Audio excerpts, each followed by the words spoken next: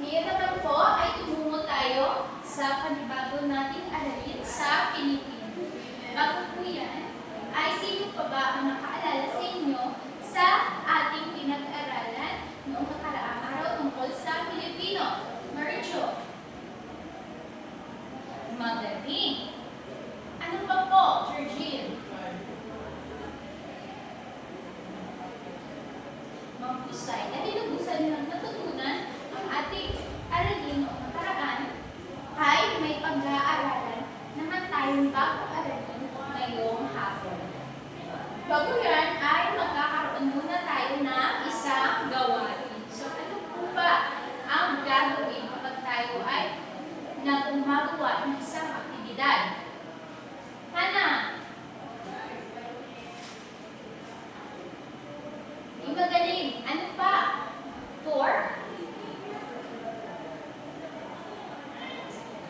Yung maghusay. Ano pa po ba? Marcho. Napakagaling. Ano po ang gagawin natin sa mga panuntunan o mga kamantayan na sinabi ninyo? Ito po ay susunod. So, basahin po muna natin ang panuto sa ating aktibidad.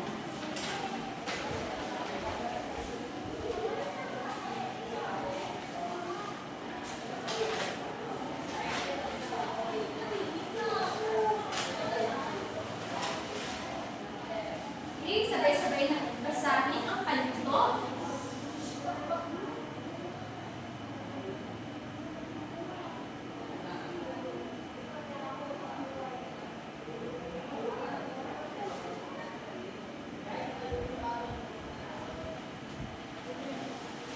Maraming salamat. Meron po bang mga katanungan tungkol sa ating panuto?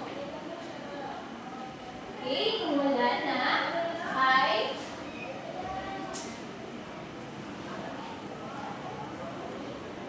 hahatiin po kayo sa dalawang grupo. Ito po ang unang grupo at ito po ang pangalawang grupo. Pipiliin ko lamang po kayo ng 5 segundo bawat grupo na matandaan ang tamang pagkasunod-sunod ng isang dialogo. Okay? Kapag matapos na po ang 10 segundo at i-paste nyo na ang mga piraso na natandaan nyo sa isara. Intindihan ba?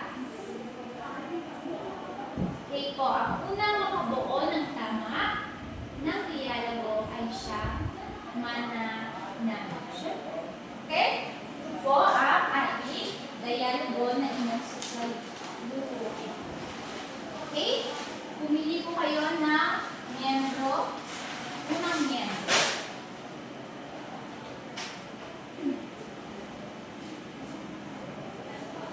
Bibilang lamang ako ng 10 segundo. Okay, Flor and Georgia, maaari na po kayong magsaulo ng dialogo.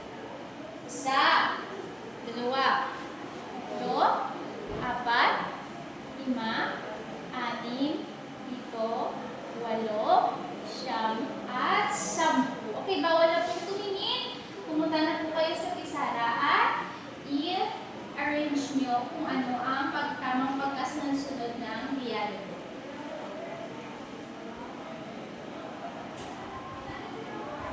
Hindi sa ulo ni Georgia,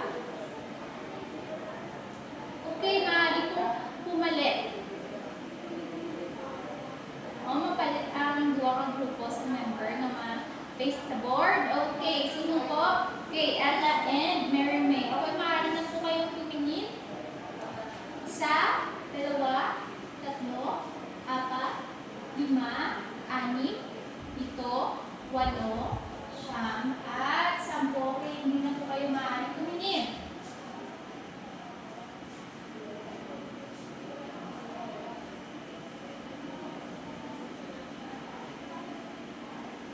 Okay, mag-change pa rin sa number. Okay, next number. Anna Joy and Hannah. Okay, maaari na po kayong tumingin sa dialogo.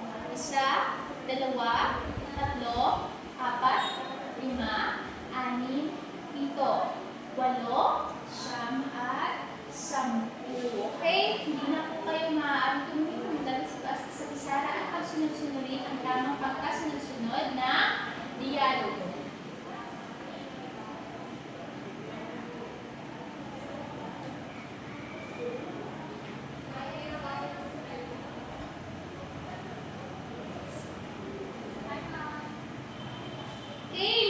Okay, dahil ang unang grupo ang nakatapos at nakatama ng pagsunod-sunod sa ating hiya grupo. Palakpakan po natin ang unang grupo. Palakpakan po natin ang pangalawang grupo dahil sa naging active kayo sa ating naging gawain.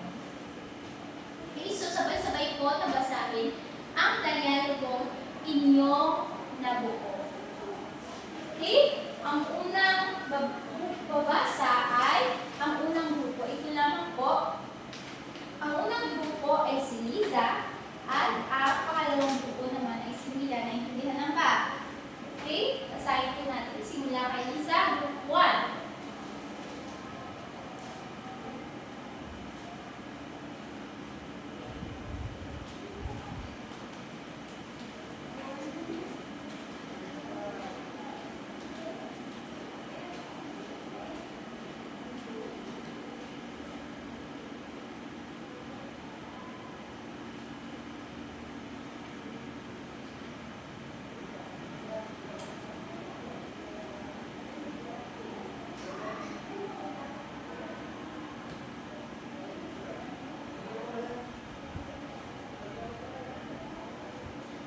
Okay, maraming salamat. Una at ikalawang grupo. So, batay sa dialogo nyo nabuo, ano-ano ang napansin nyo rito?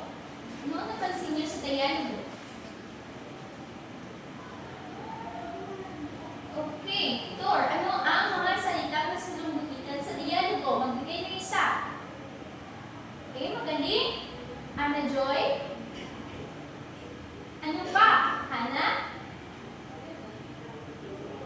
Ang panghuli, Georgine? Magaling. Ano sa palagay niyo ang mga tawag sa salitang ito? Ano po sa palagay niyo ang tawag sa kami, ako, ko, tayo, at ako? Ano kaya? May ideya ba kayo kung ano ang tawag dito? Ella! Magaling, Ella. Palapakan natin si Ella. Ang tawag po dito ay mga panghalip. Okay? Ano po ba ang panghalip? Okay? Basahin po lahat ng mga babae.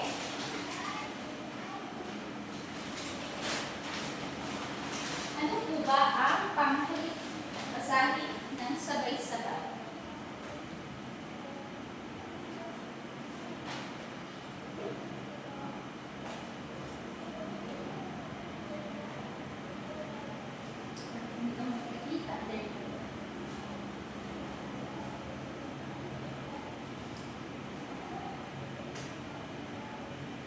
Okay, maraming salamat. Ang panghalip ang ginagamit natin na panghalili sa pangalan upang hindi pa ulit-ulit ang salita. Ano ang ulit ang panghalip po? Tor. Okay, magaling. So ngayon ay pag-aaralan natin ang mga uri ng panghalip. So mayroon po mga uri ng panghalip. At ito po ang mga sumusunod.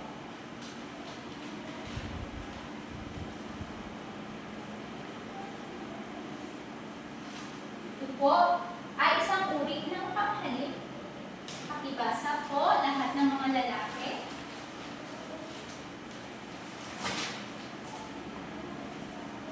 Sorry, wait na po. Pakibasa lahat ng mga lalaki.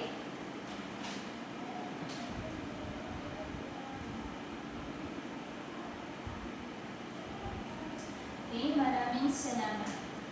Ang isang uri ng panghalip ay ang panghalip na panao. So ano po yung panghalip na panao batay sa inyong binasa? Ana Joy?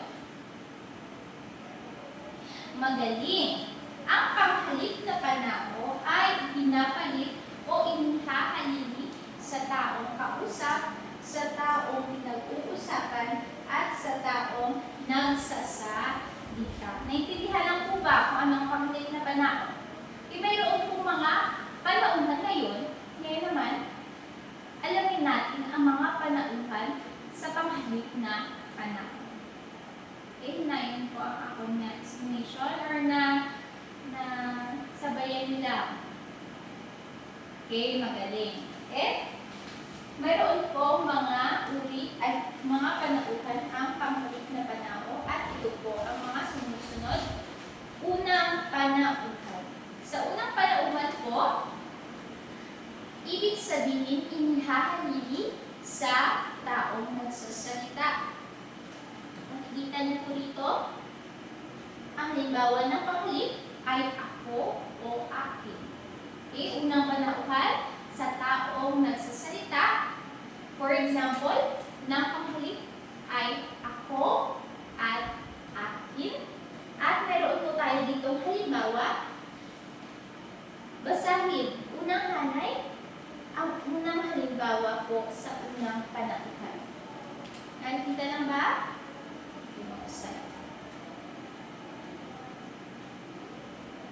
Ikalawang hanay naman. Basahin ang ikalawang halimbawa ng pangungusap.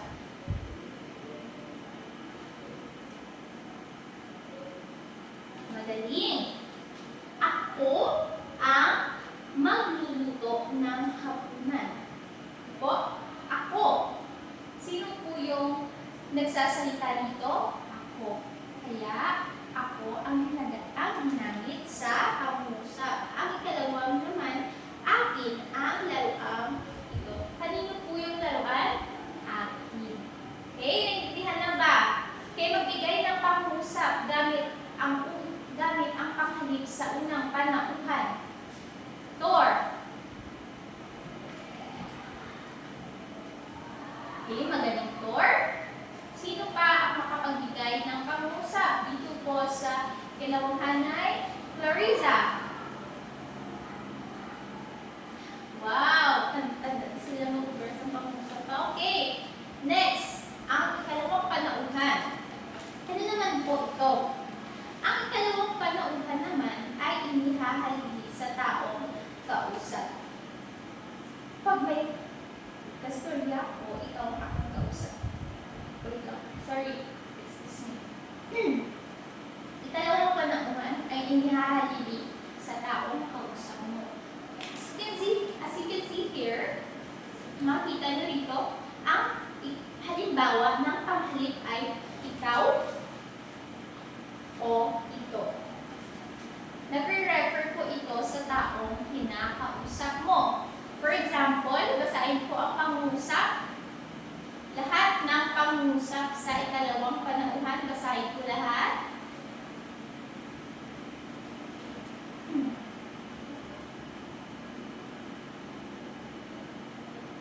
Maraming salamat. Ikaw ang pinakamagaling brother sa klase. Okay? Sino po yung pinakamagaling sa klase? Ikaw. Ikaw ang kinakausap ko. Kaya ginamitan kita, imbis na gamitin ko pa ang pangalan mo upang paulit-ulit ko yung salita, ay ginamit ko ang salitang ikaw. Dalawa, iyo ang librong ito. Kanino po yung libro? Iyo. Sinasabihan po kita na iyo ang librong ito. Intindihan na ba? Okay, magbigay ng pangungusap sa ikalawang panauhan. Marichu.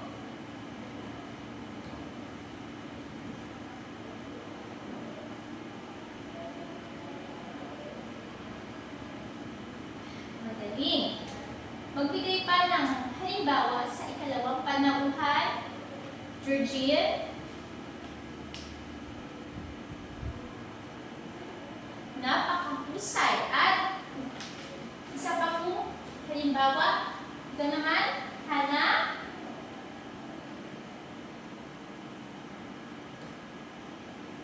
Magaling na. Naiintindihan na po ba yung una at ikalawang panauhan?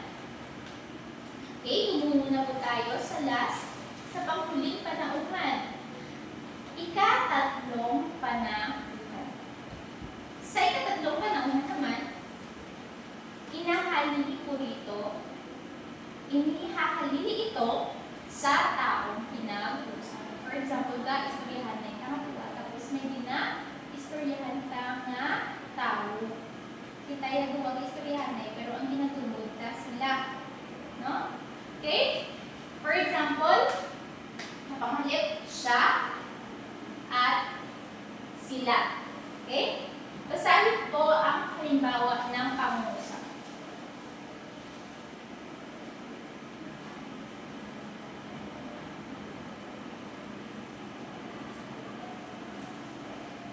Siya ay nag-aaral ng mabuti. Sino po yung nag-aaral ng mabuti? Siya. Pangalawa naman, sila ay matalik na magkaibigan. Sino po yung matalik na magkaibigan? Ay sila. No? Ginambalan tama sila ay matalik na magkaibigan ng istoryahan. Ito tapos hanggang ginaistoryahan ka sila. Okay? Naintindihan na? Kinaintindihan nyo lang kung ano ang panghalip na panao. Ano nga ulit yung panghalip na panao? Okay, magaling. At naintindihan nyo lang po ba yung mga panauhan niya? Okay, very good. Napakagaling. Ngayon,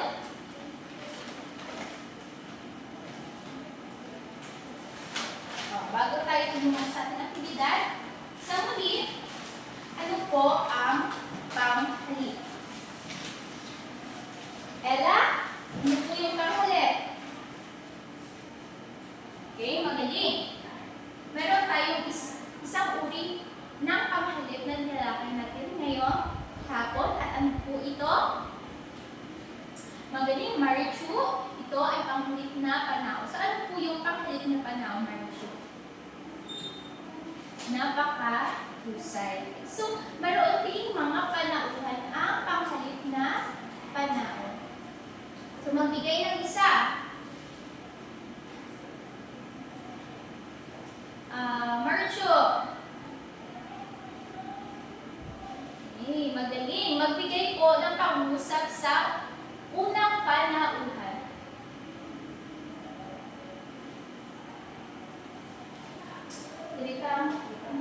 Okay?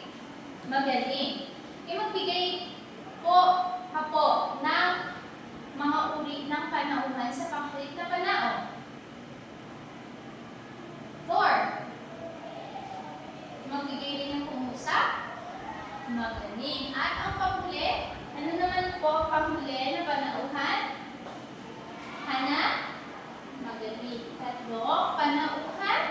At magbigay ng pangusap sa ikatlong panauhan, Clarissa? Sa ngayon ay lubos nilang natutunan ang ating pinag-aralan. Ang ating aralin ngayong araw ay magkakaroon tayo ng gawain. So, pakibasa po na inyong gawain.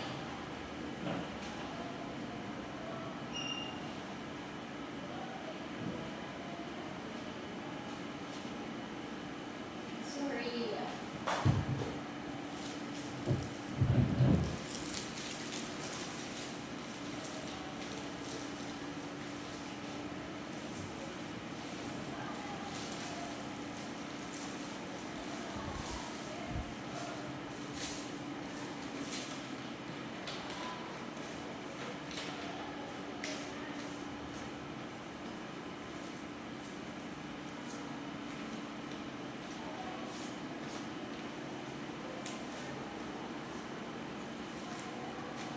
Kaya hatiin ko ang klase sa apas. Simula na po magbilang.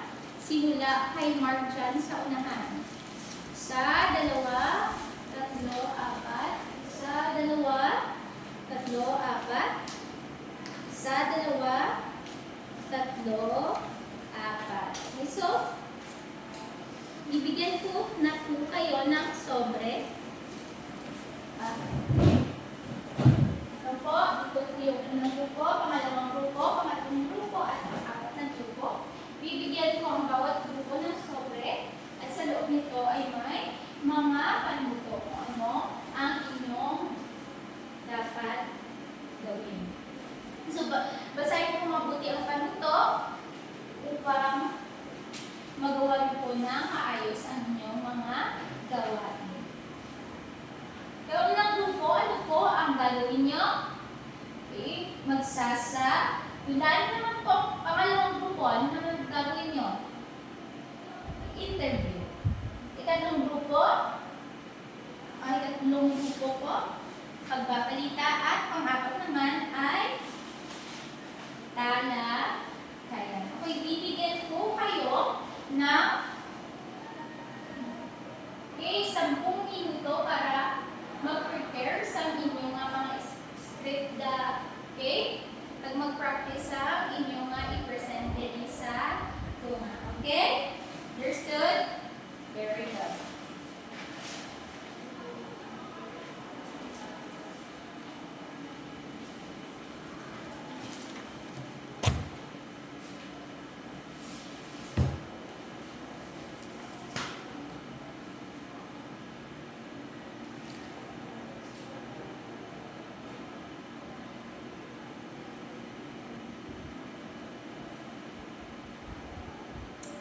You work with your group, everyone.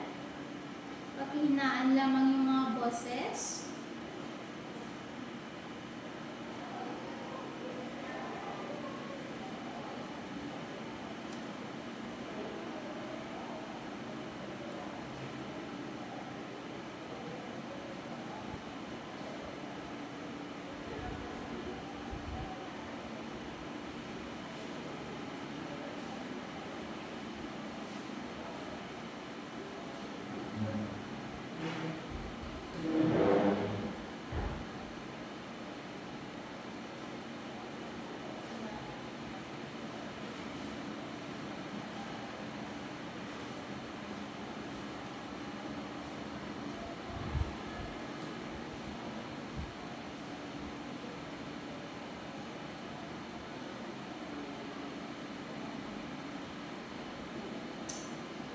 Tumulong po kayo sa inyong kagrupo at huwag tutunganga lamang dyan o mag-istorya sa inyong atupad. Number ka daw, hindi nakagutan minutes na eh.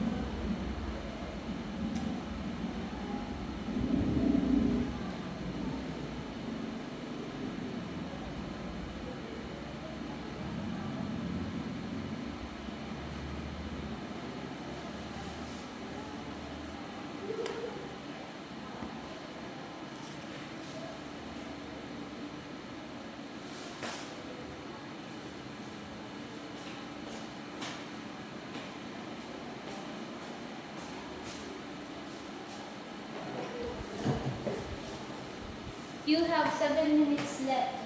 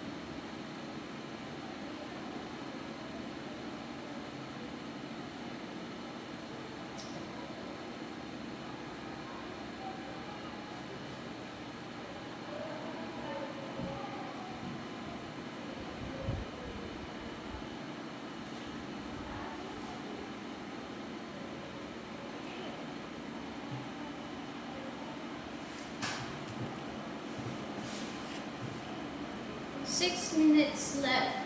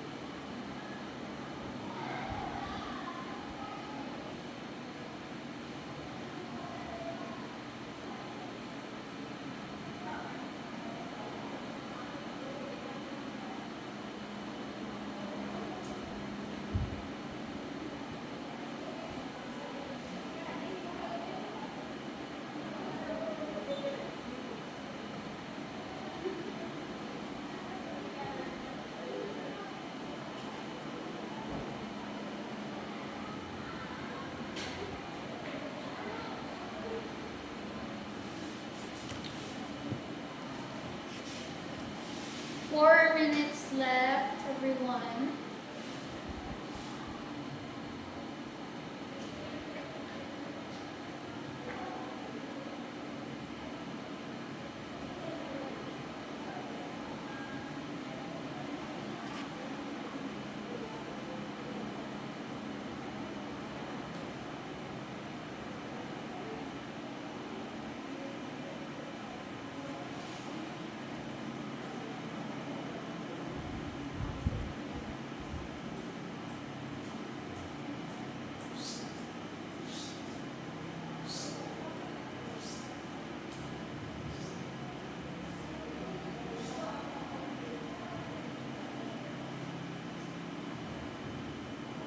Pagtapos na po ay huwag nang mag-ingay dyan.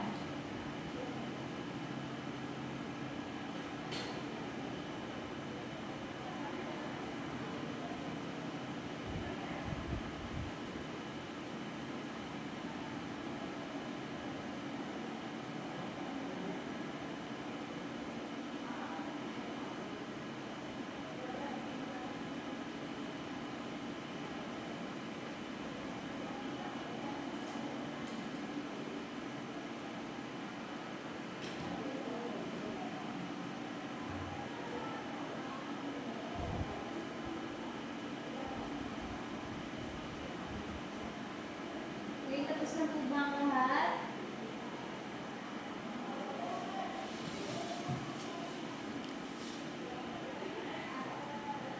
Hindi daw gagawad naman, tapos na magkaroon ka na, no?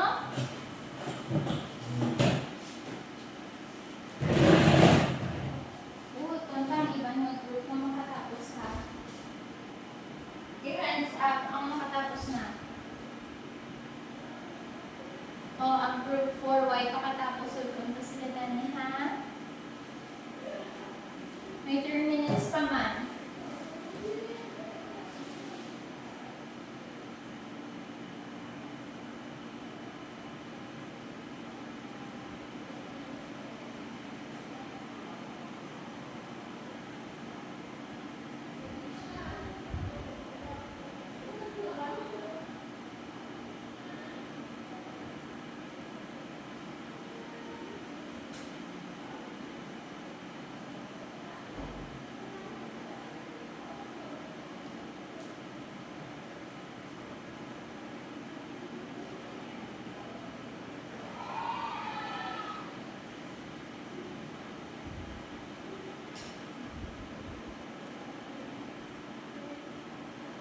Tapos na group 4.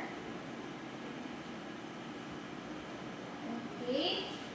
Let us now present your work starting from group 1.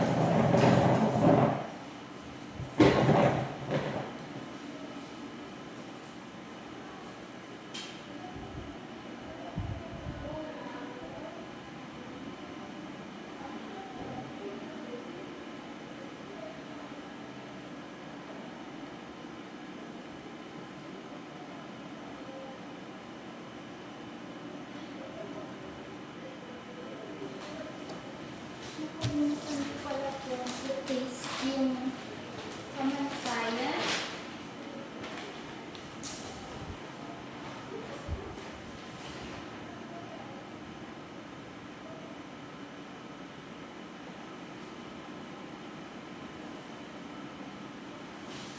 So, punta na naman ako sa group 1.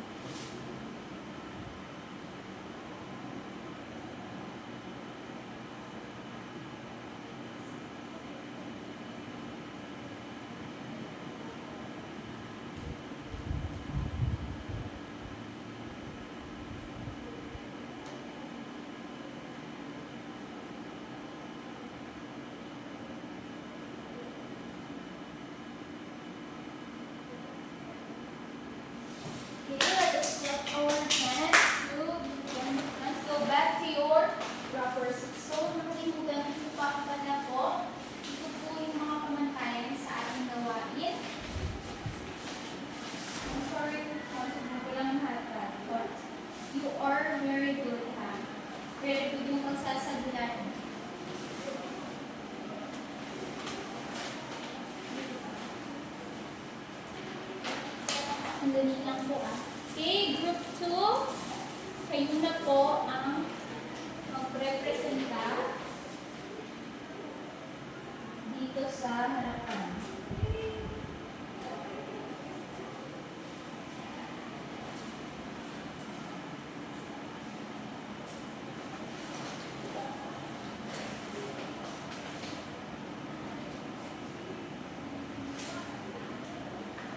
Yung pamantayan natin.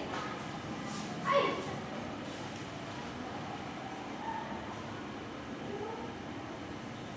Okay, group 2 you may now start.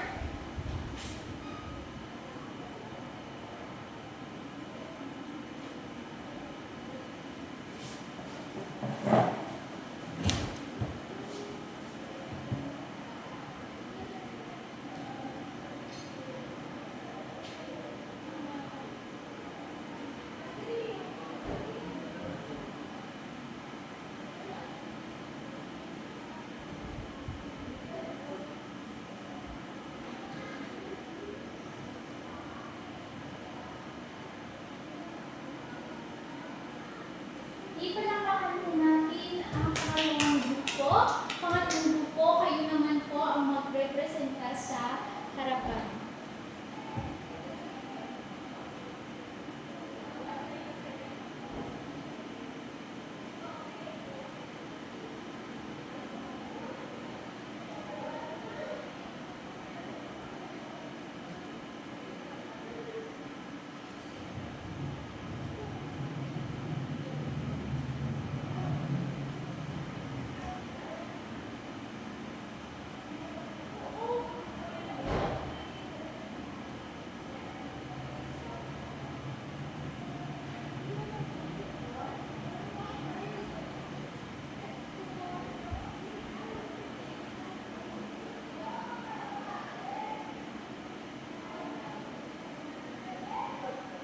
Ipalakpakan po natin ang pangalawang grupo at ang panghuli, last but not the least, pang-apat na grupo. Simulan niyo na po.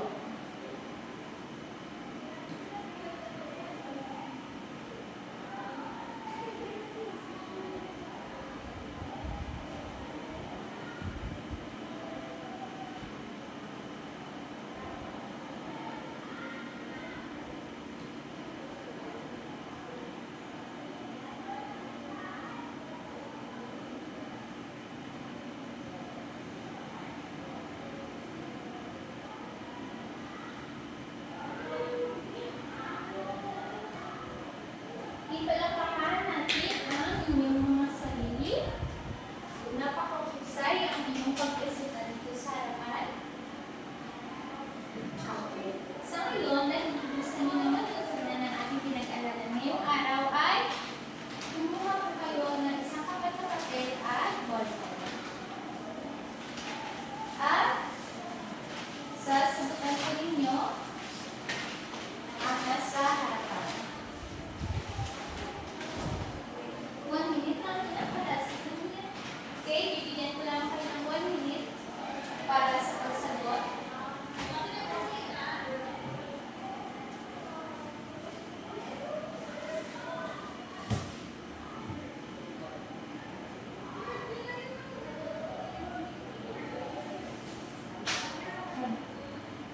Sorry.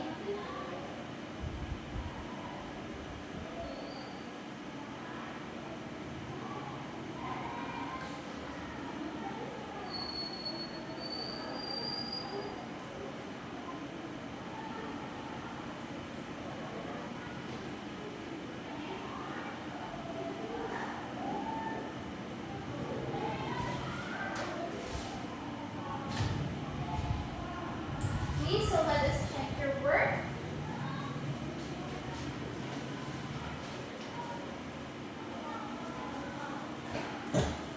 Please exchange your papers with your seatmate. Number 1. Tukuyin ang tamang panghalit na gamitin sa pangusap-unan na nasa katlang. Basahin po ang unang tanong at sagutan. Pia? Okay, magaling. Number 2. Ella? Mahusay Husay. Number 3, door. Napakadali. Number 4. Dito po, Marchu. Tama. And sino po yung nakakuha ng 4 na puntos? 4. Taas po kamay. 3, 2, and 1. Okay, pagbilang po na sa dapat na po lahat ng papel sa unahan. 1, 2, 3, 4, 5, 6,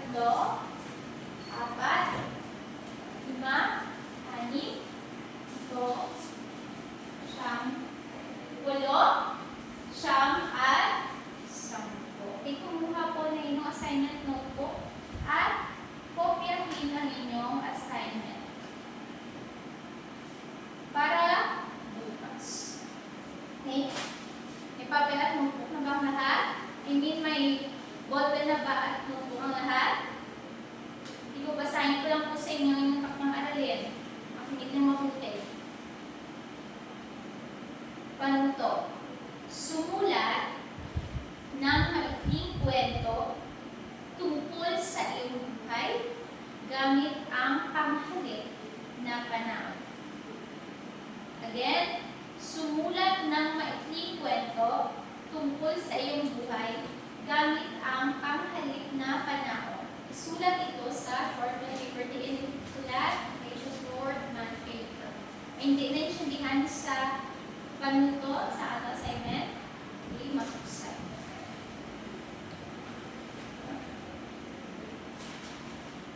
Tipo, tapos na bang kumopya? Pakisilin na po ng inyong mga notebook sa inyong